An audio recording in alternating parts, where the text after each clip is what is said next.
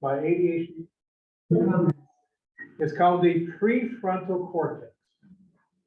And the prefrontal cortex is in charge of mood regulation. It's in charge of planning. It's in charge of emotional regulation. It's a prefrontal cortex. Where is it at? Yes, right up here. For all those who don't have it here, really, it goes from here clear back to here. Not here. If you want to go home and sketch it out on your husband when he's sleeping, the boyfriend, just use a washable magic marker, and that's about where it's at. So it really does impact the development of ADHD. So if you think about it from that context, suddenly you go, oh, wait a minute, my kid who's been diagnosed with ADHD, it's a brain-based issue. He or she didn't ask for this. It just arrived through the development. With this parent I talked to tonight, or this evening in a meeting, I said, I can't tell you if it's developmental or if it's ADHD, but the symptoms are there for ADHD. And unless that child becomes diagnosed and treated, that child's learning is going to be inhibited. Because without acknowledging what the issue is, it's difficult to develop a treatment plan for the parents as well as the school, as well as for the child. So it turns out that with children, you hear me talk about it in a little while, particularly when you get into the middle school age, we really need to learn from them what works. What works for them? What works for them to concentrate, to be focused. Because remember, our kids with ADHD, they think in circles. It's not linear. Guess what school is? Linear. One block after another block. That's how we teach. That's how we prepare. One block of information after another. Our kids with ADHD, they learn in circles. If anything, a spiral is the best way to describe their learning. They're linking together. And so truly, there are a square peg that has a great amount of difficulty fitting in a round hole. So that at the end of the day, we don't want to shave off their square edges, make them round. We want to help them work around, and then help us figure out a way to live with them and help them with grow and mature. So with that kind of opening comment, let's take a look at some of these slides and talk about it. Here's our objectives tonight. And hopefully we can get through those objectives. Emotional regulation. This is news, by the way. The relationship between ADHD and emotional regulation has been seldom addressed in diagnoses. In fact, if you look at the current DSM-5, which physicians and mental health clinicians and psychologists use, it doesn't say a word about diagnosing emotional self-regulation as a feature of ADHD. Not a word. Guess what you deal with every day with kids with ADHD? Emotional issues. Because they're bouncing. They're bouncing. And so it's kind of hard for us to hang on tight when it's bouncing so hard because we'll fall out of a car. Like a roller coaster. Kids with ADHD look at us and ask, what's wrong with you? There's nothing wrong with me. What's wrong with you? If you can't keep up, find a way to keep up. That's what the kids will say. We're going to talk about problem-solving approaches tonight. Just kind of give an idea to you what they might look like. And we'll talk about some tips in terms of coping with stressors that children and adolescents may experience, that we can help them with, and what we can help ourselves with as adults. And we'll talk a little bit about available resources when we start talking about personal safety. It turns out that kids, boys and girls with ADHD symptoms, they are at a higher risk than the other kids without that diagnosis to engage in what we call non-suicidal self-injury and suicidal ideation, suicidal behaviors. They are. There's no question about that. The evidence supports that. So when you see a kid that is giving us some warning signs, we'll talk about some warning signs later on, particularly with ADHD kids, take them seriously. seriously. Always take those warning signs seriously, but with ADHD kids, more serious than others. So that's a little bit of what we're talking about. But there's three major types of ADHD. And some of you probably are aware of that. And by the way, one of the current trends is adults being diagnosed with ADHD. Big trend, been going on for about 5 to 7 years, so that suddenly it's kind of like everybody's coming out of the closet. Yeah, I'm ADHD, and you may well be, because but you were undiagnosed, underdiagnosed, not treated. You just survived because ADHD kids learn to survive. Not necessarily happily, but they learn to survive. So ADHD combined type is one of them. It's the most common type of ADHD. You have impulsiveness, hyperactivity, as well as inattention, distractibility. Holy smokes, that wore you out, didn't it? That just exhausts us as parents trying to keep up with that. And the teachers too. Oh my gosh. Teachers are lucky. They only get the kids for about 45 minutes an hour, right? You get them all weekend. Rudimentary type. You have the impulsive hyperactive type. This is the least common type of ADHD, characterized by impulsive hyperactive behaviors without inattention and distractibility. Without. Least common type. Now, movies talk about this and TV shows. That's what they love to talk about. And they portray that sort of symptoms. So you get this mindset, that's what it is. That's what ADHD kids, because we know what we know based on what we are exposed to, which oftentimes are movies and TVs and what. Fact is, the next time we talk, we're going to talk a little bit about Asperger's and autism. Of course, one of the most popular shows on TV the last 3 years is The Good Doctor, who happens to be Asperger's. The actor's not, but that's who he portrays. ADHD, inattentive, and distractible type.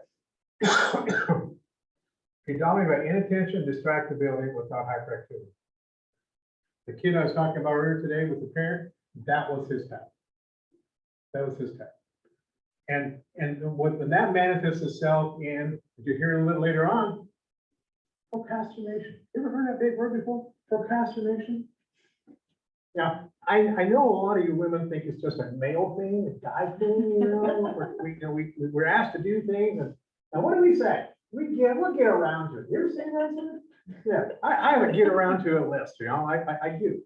But I may be ADHD, I don't know. But in any event, it's a process of recognizing that when you see a pattern, this is what we're talking about, patterns. By the way, diagnosing is an art. It's like fixing a car. That's an art. You gotta have the right tools, otherwise the car's not gonna run well. But the car may still run, but not well. Diagnosing is based upon behavior rating scale. There is not a medical diagnosis based upon a blood workup that we discovered. Now we've got screens, neurological screens that tell us what the brains look like, but can you go get a blood draw? Yeah, that's what you got. No, not yet. So it's based upon oftentimes interviews with you as parents, teachers, and so forth. So we kind of sort that out to come up with what we think is the best guess. And we best guess what medication is. So what causes this? Well, it turns out it's one of the most researched areas and gets more and more research as we go on. Suggests that ADHD might be genetic, but we do know without question it's a brain-based disorder, as I said before, that prefrontal cortex of the brain. And despite this name, ADHD doesn't cause a deficit of attention. It's kind of a misnomer. It doesn't cause a deficit. It actually causes, this is critical, inconsistent attention that's only activated under certain circumstances, which means I'm bored. I am really bored sitting in this class, listening to what's going on. Now, you'll see some stuff tonight in the slide that may jar you, because there's some of you sitting in here tonight and on Zoom are ADHD. There's a little surprise coming up here pretty soon. Pay attention. See, I'm giving you a trigger here. You ADHD people, wake up. It's 7:20. There's something coming, and it's going to be fun. That's what ADHD is all about. I need fun. I need pleasure. I need speed. I need whatever to do that. So here's what we know. We think 4 to 12% of ADHD boys are more likely than to have hyperactive or combined type than girls. That's what we seem to know. We also seem to know that kids with ADHD had symptoms oftentimes when they were younger parents. So when I'm interviewing kids and then parents, that's one of the things I always ask. Is that, have you been treated for ADHD? Do you think that maybe you might have had that when you were a child? What kind of symptoms did you experience there? That's one of the questions that we, as a school psychologist, will oftentimes will ask. And we'll find that families seek help and the symptoms begin interfering with learning. Guess what? That happens about kindergarten, first grade, second grade, and then the wheels fall off in third grade. Because that's when suddenly the kid's attention span is being focused. You need to learn your alphabet. You need to write 10 times this word. You need to spell. That's what I'm saying. You need. Kids will say, I don't need that. I don't need to do that. You know, it's boring. You'll hear that theme over and over. So what are those symptoms? This is what most clinicians will look for. This is what they're trained to look for today. Inattention, impulsivity, and hyperactivity. These are the categories. That's what they look for. And this is some of the symptoms that goes along with those characteristics. As you look at this screen, you probably start thinking about the kids you know, who you're connected with. You think about Sunday school class that drove you nuts. You think about, well, you start going, difficulty attending to details, easily distracted, forgetfulness. Well, I'm forgetful. Maybe I am getting ADHD. The older I get it come, I'm not sure. That's probably not true. Organizational skills. That's one of the keys I hear over and over as a school site. Teachers say, he or she's not organized. Now see their backpack and have us see their locker. Do you want a true test of ADHD? Go look in the kid's locker, car, backpack, and that will kill you an indication that they may have some level of ADHD. Or study skills. What's a study skill? It's boring. You know, study skills mean I have to sit at home for 20 minutes and read the assignment for tomorrow. Do you realize I could be playing a game? And games are wonderful for the brain of an ADHD kid. It gives them everything: pleasure, connection. It is the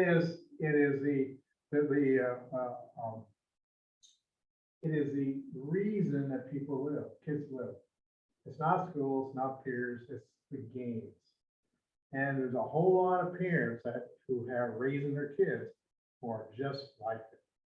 Because they entered the game playing time period, and at the critical time when they're like early 20s, they started having kids, middle 20s, they now play games with the kids who also share ADHD symptoms.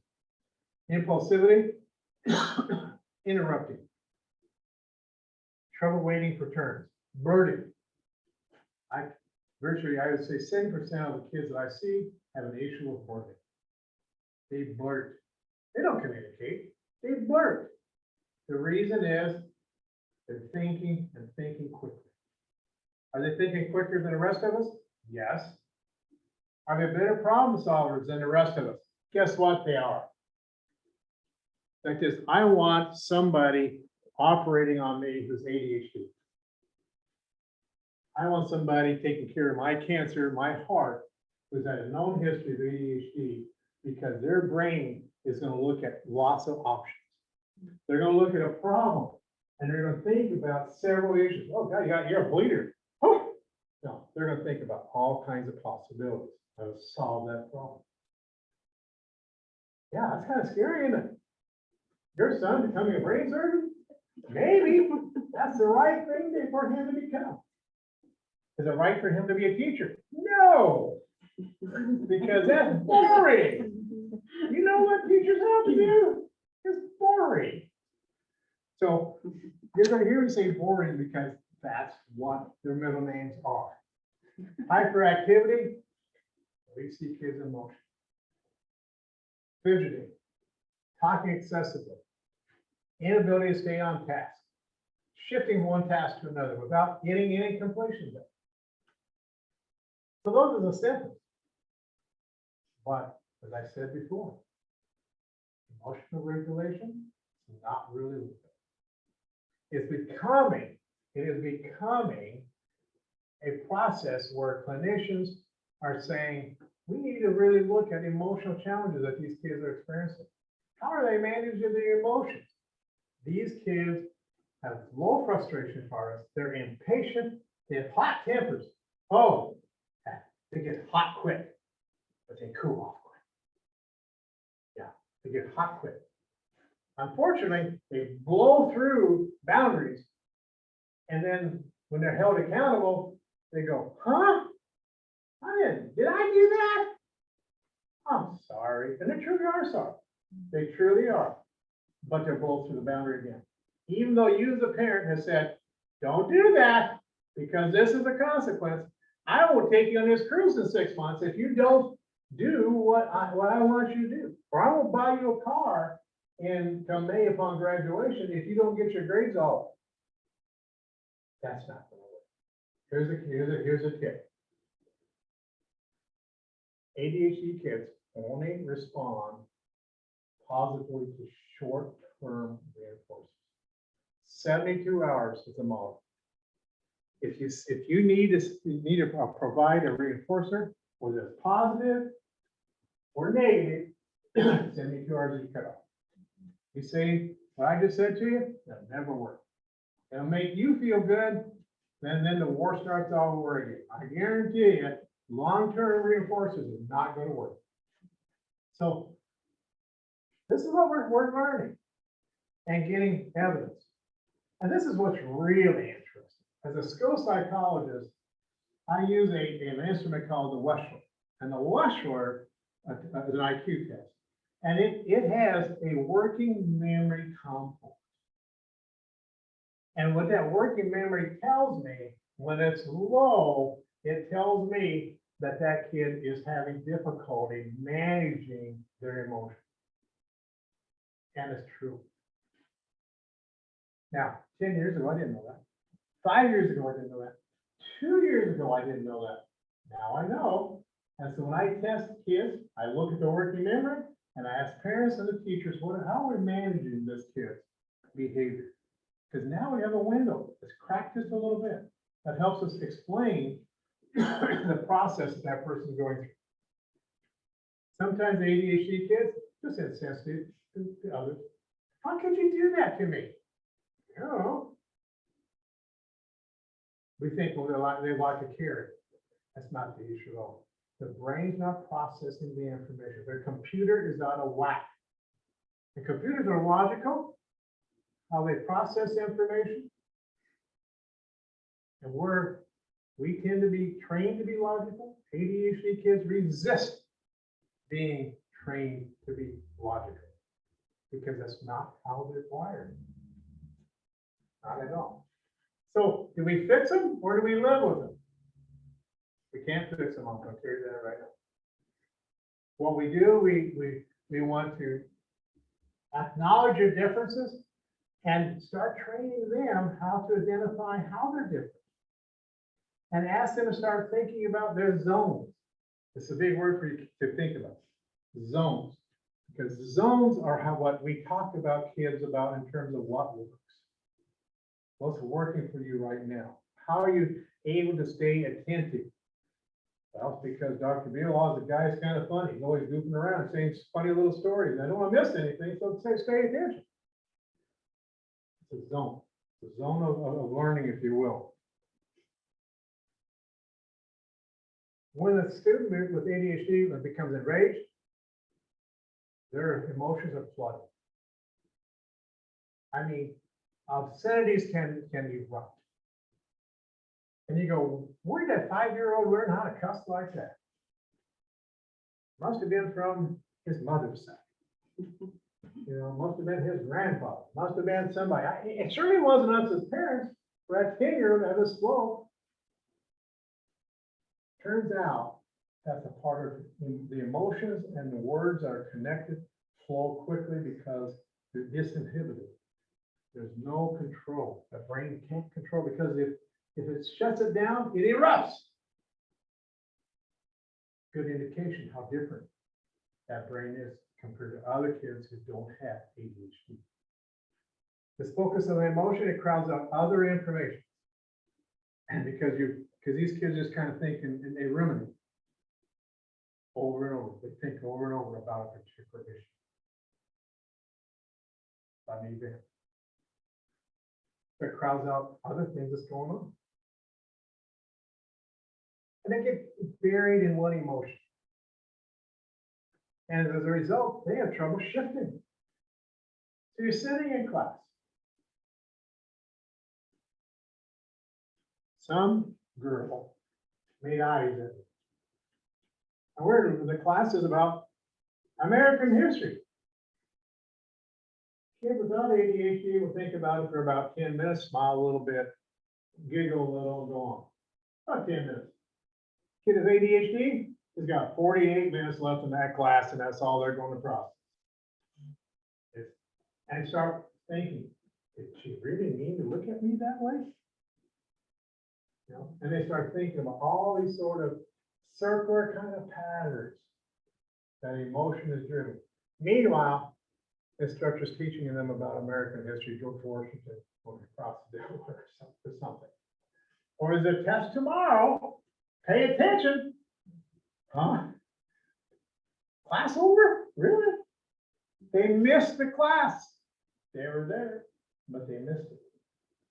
That's that process. One of the favorite questions that we as parents like to ask kids when they get home from school, whether they're elementary or middle school or senior high, is what?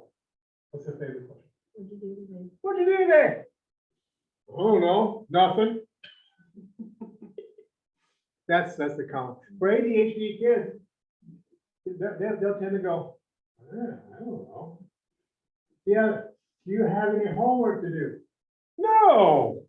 I don't get any assignments. We get it all done in class. Really? Yeah. That's the ADHD kid. And honestly, some actually believe they got it done. But they missed it because their brains were flowing around, moving somewhere else. So there's certain techniques and strategies that you can help guide the students to, but helping them identify what works for them gives them ownership. So I have a student I worked with last week. I'm still working with. She's in early stages of evaluation diagnosis with me, and I noticed that she was diagnosed and receiving medication, being treated for ADHD. So, and she's very cognitive, very with it. And I asked her, how are you managing your ADHD? She looked at me. She said, nobody's ever asked me that.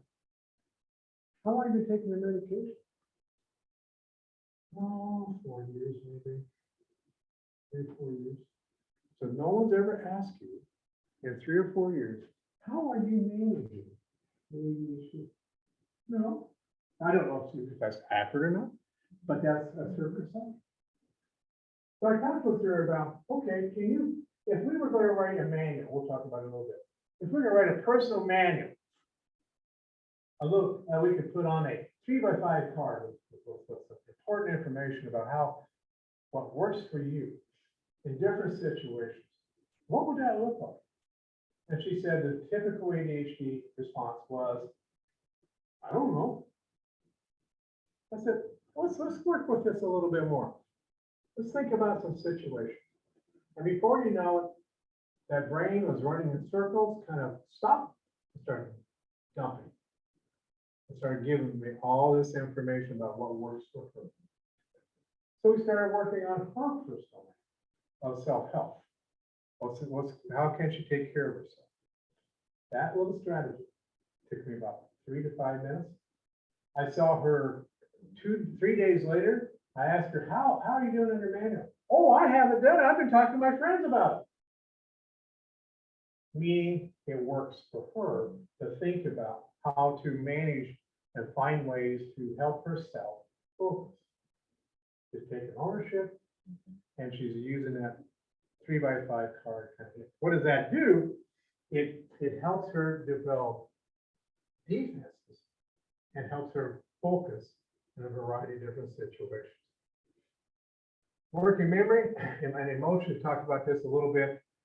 It's often these kids have inadequate working memory, which is why they're disorganized. Those are temporary progressive. So these are the symptoms, oftentimes, that are not identified with kids who have not yet been diagnosed with ADHD. So when I tell teachers and school counselors, I say, and administrators, you constantly get these kids coming in with boundary issues, who are being suspended, who are being whatever the process is. Let's take a step back and look at the big picture. What's the pattern?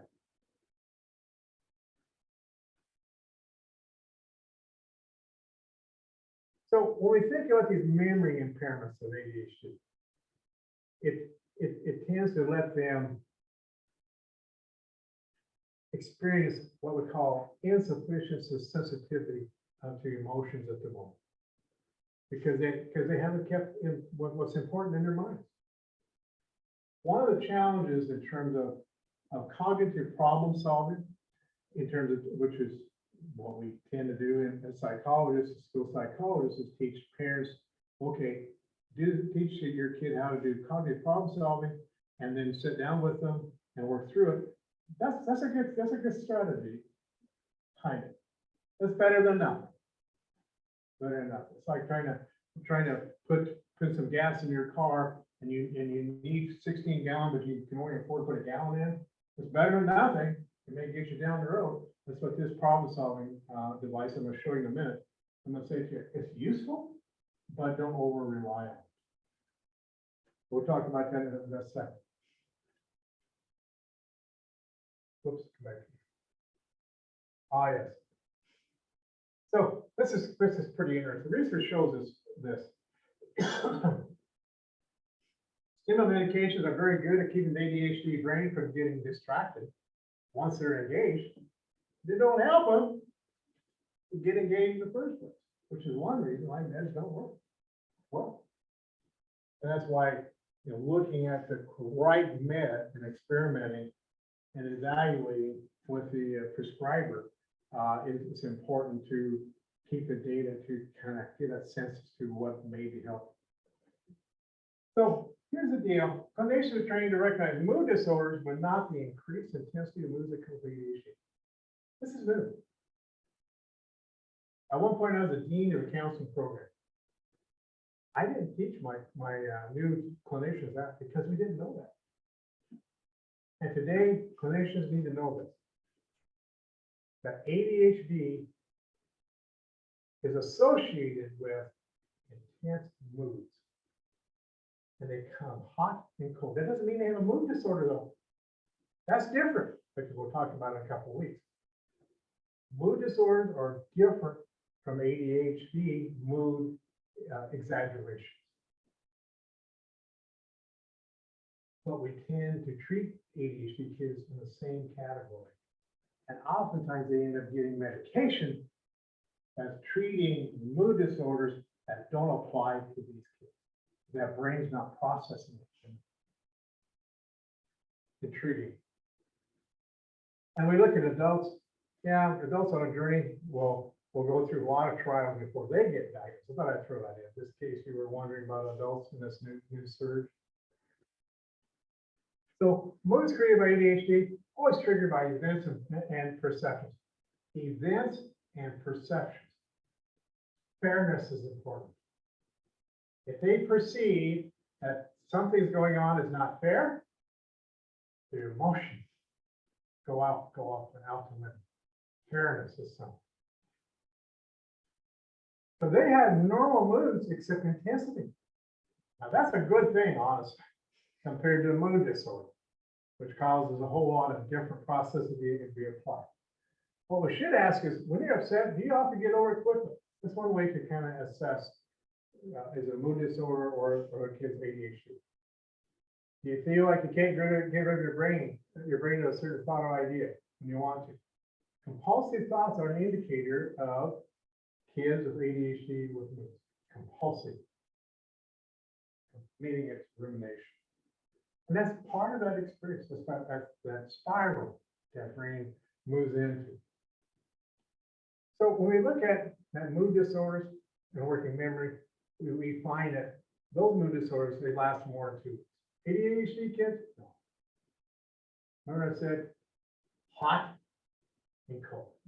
Mood disorders, you can be cold for a long period of time compared to a true ADHD kid. One thing I want to mention just in passing here is that there's a concept called rejection sensitive dysphoria. It's kind of interesting. I just want to share with you is that kids who have ADHD simply are hypersensitive to rejection. Any sense of rejection, they're hypersensitive. And that drives their emotion. So guess what peers tend to do? They bully. They make fun of how my hair is parted, or make fun of my big ears. The middle school kids in lunchrooms are just terrible on a normal day. And if you have a kid who gets bullied and picked on, harassed, who looks a little bit different, it's going to happen in the lunchroom. And if that kid happens to be ADHD, boy, they really can spiral at that moment. I think we should do away with lunchroom. We just give kids brown bags, make them sit for 15 minutes, and then go out and run for a while. So the characteristics of ADHD kids, they're great problem solvers. They can be creative gamers. They can have a great sense of humor. They're often misdiagnosed. They're crisis driven, by the way. Driven by crisis because it pumps them up. It gives them a charge. And procrastination leads to crisis because what do we as adults want? Get it done on time. What's wrong with you? You had 3 weeks to get this done, and now it's 10 to 8. It's time for you to go to bed. Let's do it tomorrow. What's wrong with you? It says, well, I don't know. And there's ringing of hands and screaming and yelling, and suddenly the adult's emotions fed into the kid, and things just are powder cake. This last bullet's pretty important. Time can be meaningless. Isn't that something? Time can be meaningless to kids with ADHD. That's why they're procrastinating. It doesn't mean anything to them. So you have an assignment to do. I don't care. Why should I care? Want to get an F? I don't care. You can't hold me back anyway. I'm in middle school. I'm in 8th grade. I'm going to go 9th grade anyway. And please don't count anyway. By the way, ADHD kids got it figured out. Just ask them. They've got the game figured. So some golden tips. What I call accept that ADHD is physiological. That's the first step.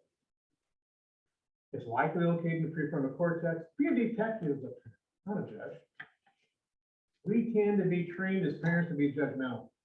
Fix it. Grow up. We need to be detectives. Problematic behaviors are connected with unmet needs. Use sodas. It's a nice tool. Occasion. Don't do it every time. You have a problematic behavior, but it's useful. Sodas is where you talk to a kid about the situation, the options, the disadvantages, advantages, and solution in the aftermath when people are calm. This particular slide talks about that being non-judgmental. Prep is what I like to see. It shows up in the literature a lot. Look for a peaceful moment to process. Avoid those toxic emotions that come that bring brought to the table by parents as a result of frustration. Ask for good behavior. Request good behavior, and we as parents give examples of different responses. and listen for the explanation from the kid. What happened? Tell us a little bit about your story. I just need to hear your version. But be aware of something called confabulation or fibbing. ADHD kids tend to become very good about confabulation. Meaning they tell a story that's not true, they just tell pieces of it as true to minimize their accountability. And it suddenly becomes true. Confabulation. There's different techniques to manage confabulation. And one of the techniques that's really simple, that I encourage parents to use and teachers, is that when they're listening to the kid's story, we want to hear the voice. 5 minutes. After 5 minutes, we're done with your story. We're going to move on to something else. We'll come back and visit about this again later on. 5 minutes. Could be 3 minutes. The thing about it is, the more you let a kid engage in confabulation, ADHD kids, that brains are doing this, they're picking up details. They're watching your visual, their face, they're watching you sweat. They're watching you, they're collecting the information. So it adds to the story. That allows for a way to allow the voice and connection, and ADHD kids are given that opportunity to reflect upon. And always praise kids for their effort. That's part of the healing process for ADHD kids as they move forward and they move through crises. And prep yourself well as a parent. Pause before you react. Think about what's happened in that situation from your child's point of view, and then proceed. Don't jump to proceed to the next step. Yeah, you can't go on the cruise with us now because you screwed up, man. No, or you're not going to go to skiing with us now because you got suspended again. We're done. So go back to prep yourself, pause, think about the process, calm yourself so that you're working. And this concept called remap. I work with parents with this concept, and I encourage parents to look at their kids with kindness, enthusiasm, and assume they want to do well.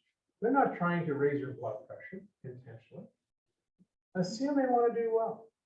And remember they're externalizing behaviors, that their processing of information is different emotionally. Yeah. And their behavior may not be totally their fault, but remember how they process. And look at the mistakes look at their behaviors and mistake acceptance. Remind them to home safe. ADHD kids constantly feel threatened because they're bumping against boundaries. They're bumping against rules. They're bumping against expectations. What's important for them is to feel safe. And part of that safety is praising them and encouraging them. Because their world is full of negativity, always being pushed back. So give clear, concise instruction, check for understanding. Don't ask if you get it. That kid's gonna say what? Yeah. Look for ways to get that feedback. Slow the pace of commands, praise progress, not perfection. Incremental rewards, we talked about that a little bit. Go out negative reinforcements sparingly. This is what I teach teachers. I'm working with them when I have management problems with kids, particularly if you got I have 12 kids in a resource room, 9 of them are ADHD. So those parents and those teachers need to process this information. By the way, look, you know what teachers and parents do when they're working with kids like that? They parent them. They parent them, meaning they control, because they feel like control is being taken away from them because of the kid's behavior. So they control. And that's contrary to what the kids really need, which is this. Slow down the pace. Respect. What we know about what works with kids in classrooms like I just described, our staff who slow things down, they build relationships, they show interest, they compliment, they praise them for we're getting 3 problems done, they don't worry about the other 17. They move forward. Here we talked about name and name a little while ago in terms of what I see as being really helpful with kids to help them identify the zone If they're able to focus and help them figure out ways to, that they're able to do that. So I want to talk just a little bit about that risk for these kids. Now, are our kids at risk, higher risk than others? Yes. Unfortunately, yes. Which means us as parents and as staff, we need to stay on our toes and be aware of warning signs. And also be aware as to where do I go for help? Let's send them home. If I got a kid that's going to go home and I got some signs, and I know that home's unstructured, not necessarily going to provide care, that's worrisome. So we as a school counselor, as a school psychologist, we got to figure out a way to engage the community, which oftentimes is law enforcement, or it could be simply the administrator checking on that kid themselves. Many administrators in rural settings like sewers go that extra mile. That doesn't happen in LPS and doesn't happen in OPS. Oftentimes I see that and I praise them for doing that. They're heroes. So changes to note: sadness, more withdrawn, changes in sleep patterns. ADHD kids have trouble sleeping. Very much. You know, melatonin can only go so far. I'm not against melatonin, but I think it's something that you should be aware of, that the sleep issues can be really substantial, but it becomes more different. It's something that we need to be sensitive of. Acting erratically or recklessly, making really poor judgments. He or she's doing things that are harmful to themselves or other people, like bullying or fighting. They're spinning out of control. ADHD kids are constantly trying to stay in some semblance of control because their world is vertical and they're horizontal, spinning in different ways. If we're talking about dying, you should always pay attention. You hear these kind of comments coming from kids with ADHD, you really want to be getting that kid to a mental health evaluation.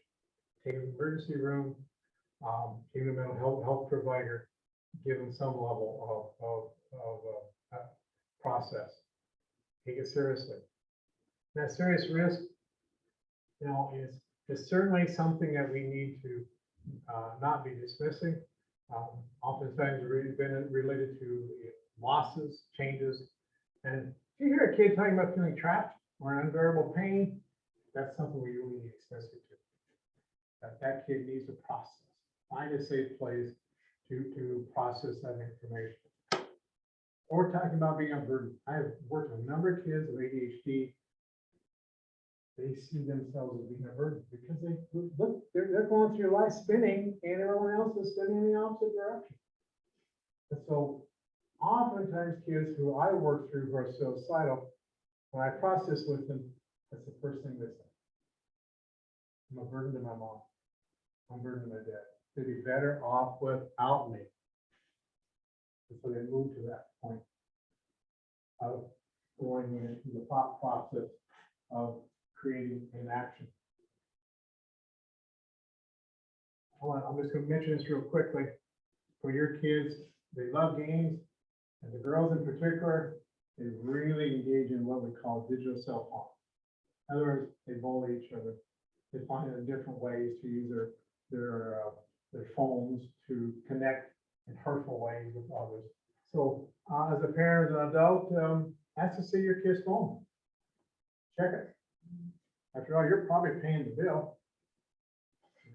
You can use that as a leverage.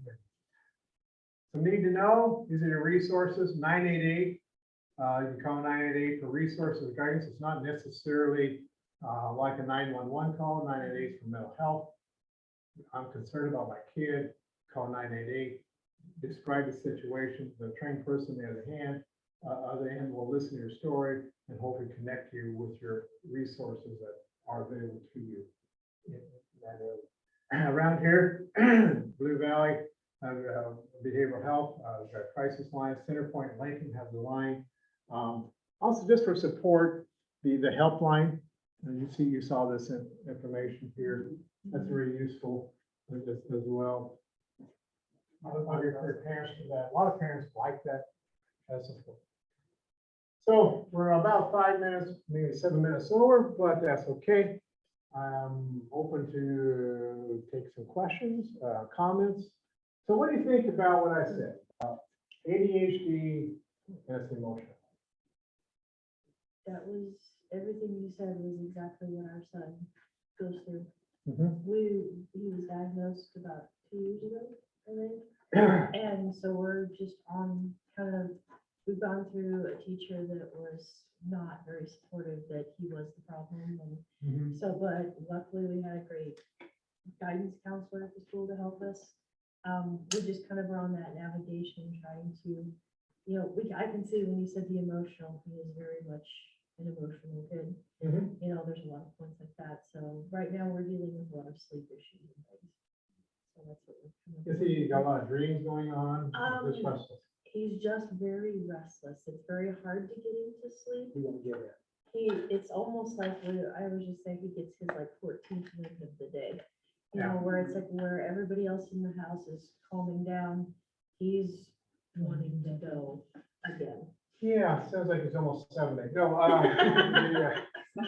Kind of a characteristic that I share. A real simple technique you can consider, and with the word of ADHD kids, it's always, let's try something. There's no harm in trying. That doesn't mean you have a problem, we're just trying different ways to keep the car running. Okay, so one way is having had a sleep log by his bedside. And with a little light, and so he can just jot down whatever's going through his mind. If he's thinking about a project, let him jot it down. Because what happens if you don't give that brain an opportunity to release that information, it's just going to keep spinning. So if you give him permission to take 5 to 7 minutes, whatever it takes to kind of dump that information, then he can swallow it. And he may wake up again and add to that, or that's okay.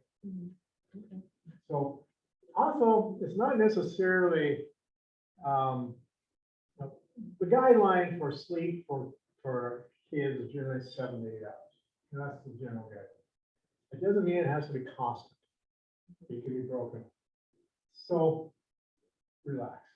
Yeah. It's one of those things that parents will say, God, you didn't get enough sleep last night. I'm worried about you. Well, geez, I might be worried too. Yeah. Well, let's look at your sleep log. What came up? Let's talk about what that is. One of the things that for girls in particular who have sleep issues, ADHD, I encourage them to have some color sitting by the bed. Girls tend to think in colors. Sorry, guys. We tend to be black and white. We think of the cars and planes and jets and building things. We build things constantly. That's just kind of how our brains work. And ADHD kids kind of do that. Girls like color. No color, then they're sleep driven. So that's what I would suggest. It's an easy kind of thing. The tendency for parents is to use some kind of med, over-the-counter med. What I think that does, it teaches kids that there's a relationship with meds that feel better. So we have to be kind of cautious about using over-the-counter kind of things and that relationship. Any other thoughts online? Did they come up with any chat? Two questions on Zoom. The first one says, so how do we get services for ADHD in childcare? Oh, that'd be preschool, right? Is that what we're talking about? Probably childcare, I would guess Okay. so. Okay, so within the educational system, age 5 up, certainly your local school, elementary would be what you want to go to and say, as a parent, you can ask any district in the state of Nebraska for an evaluation. Any parent can do it. And so the school district can provide that process. They'll identify, let's call it a student assistance team, and they'll start the process of evaluation, that parent request. It's not done within overnight, it's not done within 2 weeks, but it's a process that collecting the information that'll kind of guide that family to a certain point. Preschool is a different story. Turns out, depending on where you're at, I was just talking about comments about 5 and above, but below 5, in terms of ADHD kids, diagnosis, that's really difficult because you don't necessarily have a trail of information that clearly gives us that diagnosis. Are some kids identified prior to age 5? Yes, some are, but not many. If they are, they generally go on to the doctor and they with a presenting problem, if you will. And some doctor would then work with them or send them to a pediatrician. I always encourage pediatricians. Pediatricians are trained. Their GP does a wonderful job of taking care of their cuts and bruises and their ouchies. But pediatricians for children under the age of 10, I really encourage you to try to get them there for a professional assessment. And the next one says, do children outgrow this as an adult? Their brain develops, or is it then an adult with ADHD? Okay, there's 3 different questions there. So the answer to the first part is no. It's workarounds. What happens is that prefrontal cortex finds different ways to work around the issues that are presented. So it's kind of like if I put my hand in the stove, it won't get burnt. So I better not put my hand on the stove. Now, I may put my hand over the stove. That's my workaround. I'm not going to burn myself. So you'll find that kids will, as they grow mature, will tend to find workarounds. Will they grow out of it? Again, the answer is no. This is just going to go away. What happens is people find workarounds. What we see is that kids go through high school, they kind of struggle a little bit doing that vertical kind of stuff, what's expected of them. They go on to job opportunities. It takes them a while to find jobs where they can get connected, where they're learning strategies to allow them to use their strengths rather than being confronted with their weaknesses constantly. There are some of my good friends who are psychologists are ADHD. They found workarounds. I have one pediatrician in Lincoln I know quite well who has ADHD, and he has found ways to work around that as he goes forward. And he's a wonderful individual to treat kids with ADHD because he can speak the language. He talks about zones of learning. That's what I would encourage people to think about. Let's take a step back and ask the kid what works. That's what I'm asking you to take a step back, a few minutes, listen to their voice, and start the journey from that perspective, rather than using the journey that what's wrong with you. Now, you're resisting what we want you to do. Now stop it. Well, why not? Why should I? I don't know what I'm doing anyway. What's causing you so much anguish? All I know is you're always mad at me. I don't mean to make you mad. That's the kid's perspective. So it's a process of learning how to accept your strengths, and in your son's case and so forth. It's about learning how to honor his differences and talking with staff about there are educational conditions, verifications that he would qualify. That would allow for an IEP to be put in place, an individual education plan.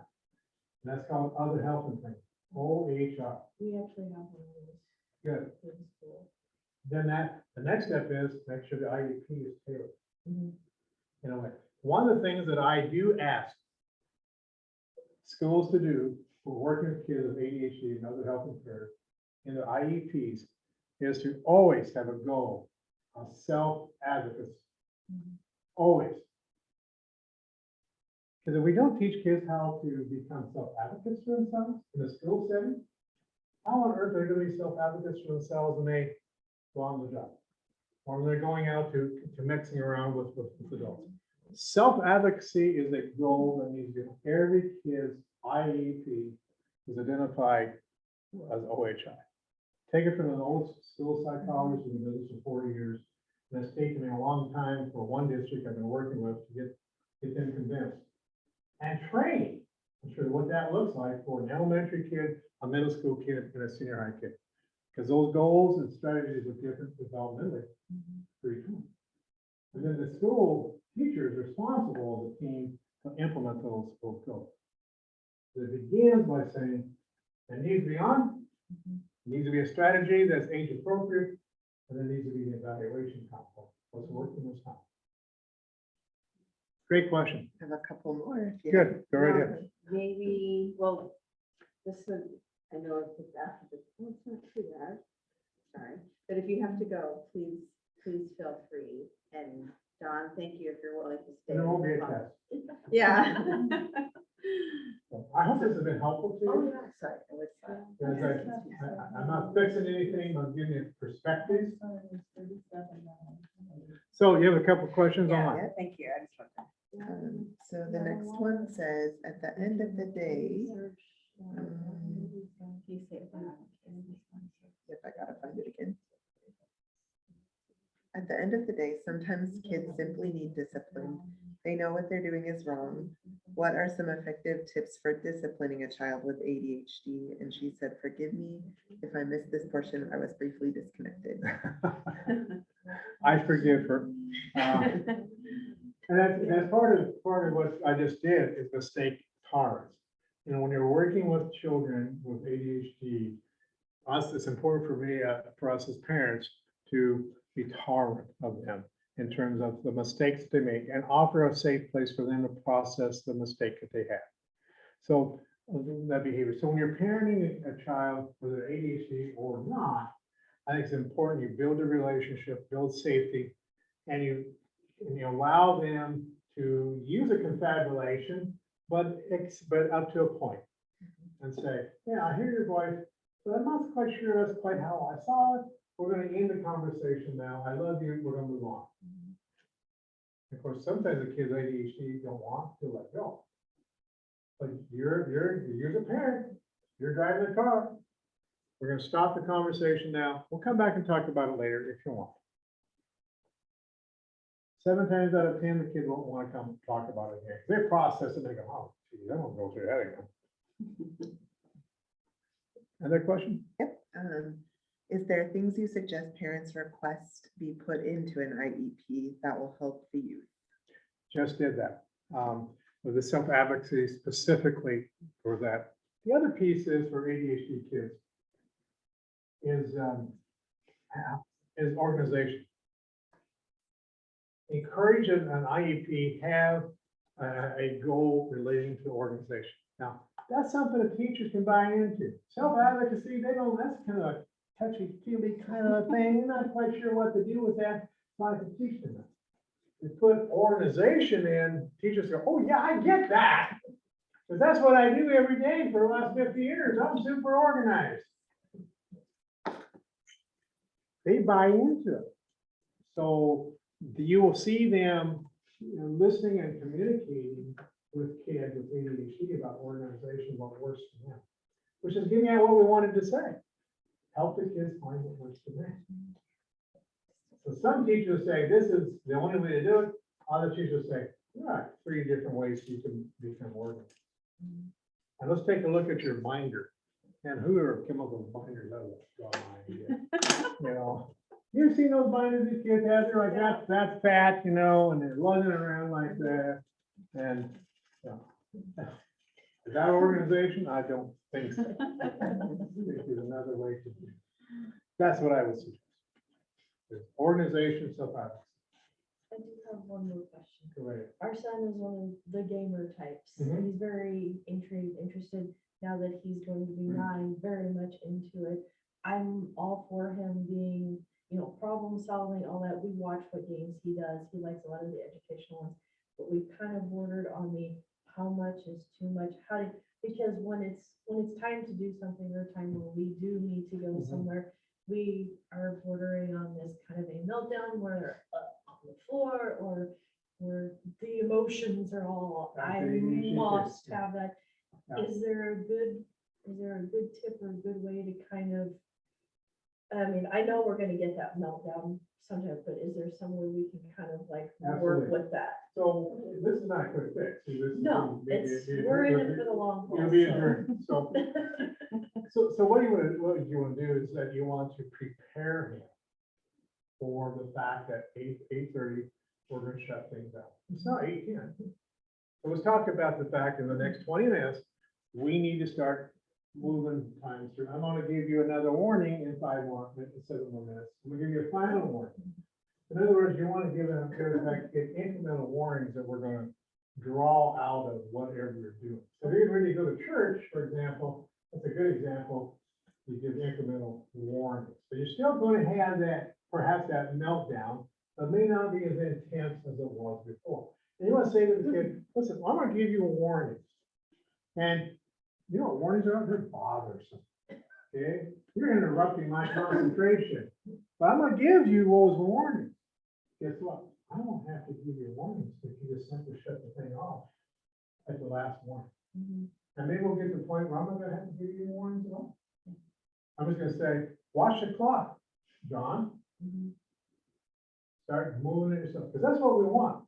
We want to become self-advocates, independent, rather than depending on us, because you have set the limits, and you're saying, we're going out the door, and I want to pick you up and carry you. Yeah. It doesn't work so well when they're 16. So I would suggest that would be one simple strategy that actually makes a difference.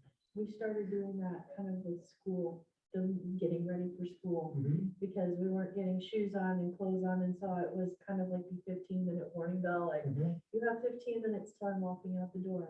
You have 10 minutes till I'm walking out the door. Mhm. You know, and there was one day we were walking out the door, it's like, well, your shoes aren't on, pick them up, we're going, Mhm. in type of thing, and I think it was starting to finally sink in, so doing that with, Training him to recognize that, remember, incremental reinforcers and whether positive or negative reinforcers make a difference. So giving a warning, it doesn't necessarily eliminate that. Yeah.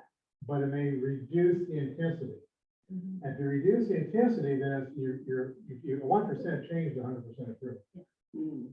You know, so that's what I look at with ADHD kids is a 1% improvement is 100% change. Mhm. So if you get 2%, you get 2%. So you start kind of building it that way in terms of training. Those are simple things. And they work. It's amazing the number of parents say, I can't, Dad. You know, I've tried. This makes me so mad. Wait a minute, we've got to think about how you're managing your emotions because you're becoming toxic Mhm. to that relationship. And it's fine if some parents just say, nah, just do it, I don't care. I can rest. You know, I don't have to put up with it. Of course, that just reinforces. Mhm. Remember that prefrontal cortex is all about planning, management of your environment. And it also is responsible for your connection with the game. Here's another thing you can do is look for substitutions. Yeah. Is look for, look for 2 days a week or 3 days a week, saying, you know, hey, go ahead and play as much as you want for the next 30 minutes, but tomorrow night, we're not gonna play, but I want you to do something different.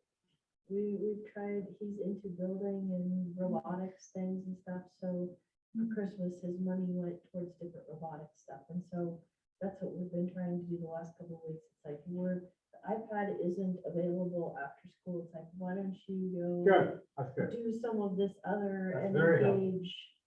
engage in that instead, and sometimes there's a meltdown, sometimes there's not, but I mean, I'm willing to work with that, as long as he can do something else or Yeah. try something else. I think you're on the right path. I think you're on the right journey and you're recognizing it.